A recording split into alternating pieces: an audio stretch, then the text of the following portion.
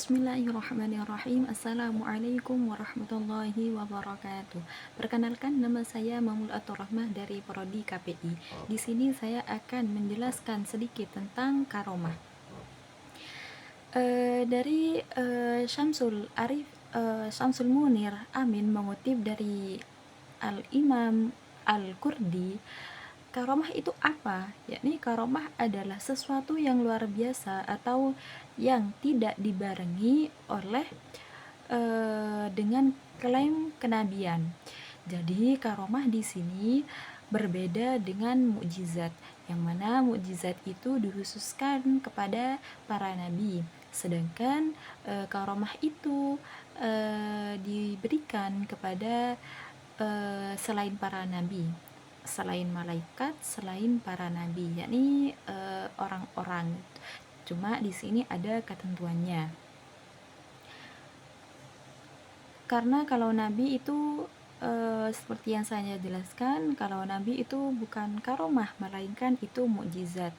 Ciri-ciri orang yang mendapatkan karomah itu ada beberapa. Yang pertama itu orang yang jelas-jelas sholih, yakni seperti misalnya Kiai Haji Mahmud Zuber, yakni pendiri dari Pondok Pesantren Lirboyo. Itu salah satu orang yang mendapatkan karomah. Intinya yang diberikan karomah ini sangat-sangat sholih, yakni seperti kiai, tokoh ulama.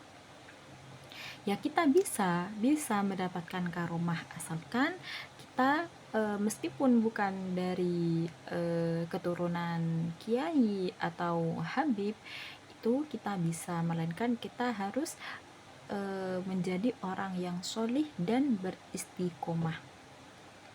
Yang nomor 2, dia mengikuti tradisi Rasulullah, yang mana apa yang Rasulullah melakukan seperti itu, seperti ini. Orang yang diberikan karomah itu selalu mengikuti tradisi Rasulullah SAW, seperti sholat, zakat, puasa, dan haji, dan lain-lainnya.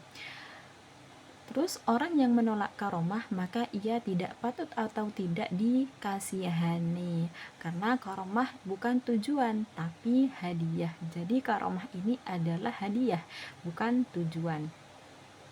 Ibadah yang dilakukan dengan istiqomah, nanti ia akan punya malaikat istiqomah. Jadi kita itu jangan berburu mencari karomah, jangan, melainkan kita itu harus berburu untuk melakukan semua perbuatan yang baik itu dengan istiqomah. Contohnya seperti belajar atau menekuni apa yang disunnahkan oleh Rasulullah SAW. Orang yang istiqomah, jika suatu saat ia ketiduran atau lupa tidak mengerjakan aktivitasnya atau amalan rutinannya, misal sholat sunnah, maka ia akan dihadiri perasaan janggal atau mempunyai perasaan kok ada yang kurang. Intinya kayak gelisah begitu. Itu yang biasanya orang istiqomah ketika meninggalkan itu akan merasakan seperti itu. Terus kalau ada seorang wali memperlihatkan karomahnya tanpa ada kemaslahatan umat agama, maka jiwanya sudah lemah. Jadi karomah itu bukan dibuat gaya-gayaan, bukan untuk dibuat riya. Intinya semua orang biar tahu, itu bukan seperti itu. Terus salah satu pertanda seorang itu waliullah, yakni itu yang pertama, saat meninggal lebih banyak orang yang mengunjungi daripada pada masa hidupnya. Jadi salah satu itu waliullah, yakni ketika beliau itu meninggal, itu lebih banyak yang mengunjungi daripada semasa hidupnya. Itu Jadi sudah jelas karomah para wali ya, salah satunya tadi yang sudah saya jelaskan, dan tidak lupa pula dengan Syekh Abdul Qadir Al-Jailani. Beliau mendapatkan karomah dari Allah Subhanahu wa taala. Eh,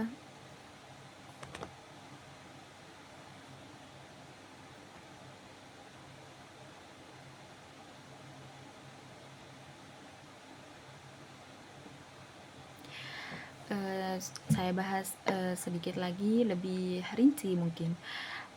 Ciri-ciri karomah itu yang pertama tidak dapat dipaksakan atau dicari secara sepihak, hanya diberikan oleh Allah sesuai kehendaknya. Jadi sudah jelas yang saya tadi sebutkan, yang pertama orang solih. Terus ini tidak dapat dipaksakan atau dicari secara sepihak. Jadi itu ketentuan semuanya karomah itu dari Allah Subhanahu wa taala. Terus tadi saya juga menyebutkan bahwa karomah itu orang yang mengikuti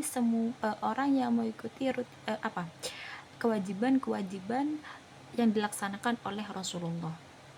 Yang ketiga ini tidak dipaksakan atau dicari secara sepihak. Jadi karomah itu emang kehendak Allah Subhanahu wa taala. Terus tidak menyimpang dari ajaran Al-Qur'an dan Sunnah. Penerima karomah tetap taat pada hukum agama, yakni semua agama, semua syariat, semua ketentuan itu akan diterima, akan dijalani. Terus tujuan utamanya adalah untuk kebaikan, memperkuat iman, dan membimbing umat, bukan untuk menunjukkan diri atau mencari pujian manusia. Jadi tujuan karomah ini adalah untuk kebaikan dan memperkuat keimanan dan membimbing umat Islam, bukan untuk disombongkan atau diberi tunjuk kepada orang, manusia, dan ria gitu.